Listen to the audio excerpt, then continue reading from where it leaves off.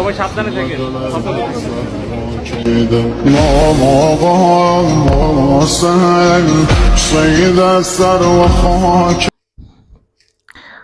Hello পলক দা, দাদা বিশ্বাস করো, তোমার এই কান্না দেখে না মন থেকে আসলে কষ্ট পাইছি।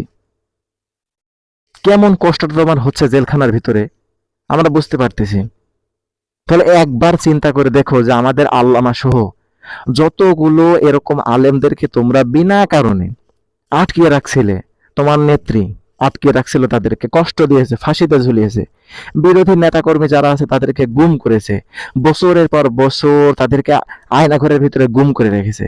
তাহলে একটা বার কি তাদের কথা চিন্তা করে দেখতে পেরেছো যে কি কষ্টটা তাদের দিয়েছিলে তোমরা? তুমি তো মাত্র 1 বছরে এভাবে কান্না করতেছো পাবলিকলি, আর তারা 17 বছর 15 বছর তোমাদের নির্যাতনের শিকার হয়েছে। কোনো খোঁজ খবর একটা তুমি তো মনে করো তোমার পরিবারের সাথে দেখা করতে পারতেছো, তোমার নেতা কর্মীদের সাথে সাক্ষাৎ করতে পারতেছো, বাইরে এসে কথা বলতে পারতেছো, আর তাদের কোনো খোঁজই তোমরা দাওনি, কোন একটা মানুষের সাথে কথা বলার সুযোগ তোমরা দাওনি। চিন্তা করে দেখেছো তাহলে কি কষ্টটা তোমরা তাদেরকে দিয়েছিলে? বিনা অপরাধে, অপরাধ থাকলে তো কোনো কথা ছিল। তাহলে ক্ষমতা কিন্তু চিরস্থায়ী হয় না। অহংকার পতনের মূল, এটা কিন্তু বাস্তব এবং সত্য কথা। এটা পৃথিবীতে অগণিত বার ঘটেছে। অহংকার মানুষকে ধ্বংস করে দেয়, ক্ষমতার লোভ, ক্ষমতার লালসা, এটা মানুষকে ধ্বংস করে দেয়, যেমন তোমাকে ধ্বংস করে দিয়েছে। এত বিশাল সুন্দর একটা লাইফস্টাইল, এত বিশাল বিলাসিতার জীবন থেকে তুমি বঞ্চিত হয়ে এখন পড়ে আছো জেলখানার ভিতরে। এর থেকে বড় কোনো পতন, বড় কোনো কষ্ট পৃথিবীতে আর দেখা যায় না। শেখা নেওয়া উচিত তোমার নেতাকর্মী যারা আছে তাদের, তোমার নেত্রীর এবং সকলেরই তোমাকে দেখে শিক্ষা নেওয়া উচিত।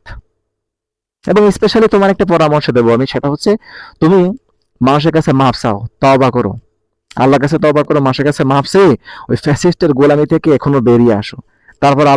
তারপর বিচার আচার সাক্ষ্য প্রমাণের ভিত্তিতে তোমার যে শাস্তি হবে, সে শাস্তি পেলেও তুমি পরকালে শান্তিতে থাকতে পারবা। ওকে পলকদা। 2টা বাজে লাশ গুম করছে, লাশগুলো কোথায়? লাশগুলো কোথায়? আমার ছাত্র ভাই বোনরা দেখছে, রাত 2টা বাজে লাশ নিয়ে গেছে। লাশ নিয়ে গেছে আর আমার ছাত্র ভাই বোনরা আটকায় রাখছে। হ্যালো বন্ধু, কি রে, তুই না বললি তোর গার্লফ্রেন্ড খুব কিউট, খুব মিষ্টি মিষ্টি কথা বলে? সে যখন কথা বলে তার মুখ দিয়ে কথা বের হয় না, মধু বের হয়।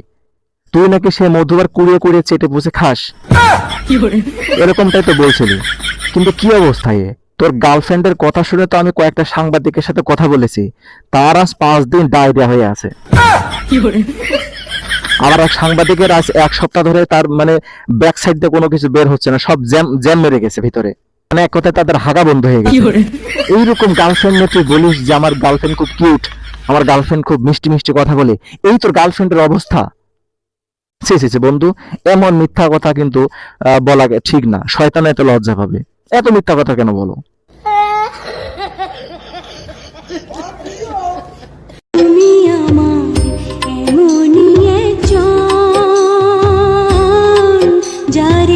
আচ্ছা লাইলা আন্টি, কি অবস্থা আন্টি?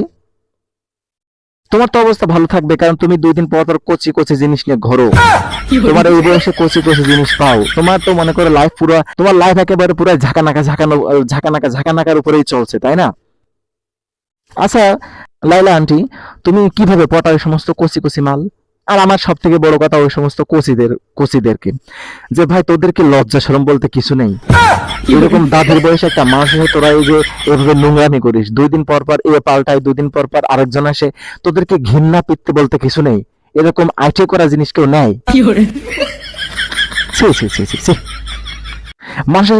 মানুষের তো একটা ঘৃণা পিতে থাকা দরকার আছে।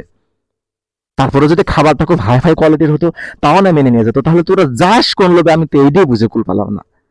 সে তোদের কথা মনে উঠলেও না আমার রীতিমতো বমি আসে, হাগা বন্ধ হয়ে যাওয়ার মতো অবস্থা হয়। রাখ তোরা ফোন রাখ, তোদের সাথে কথা বলার কোনো মুডই নেই আমার।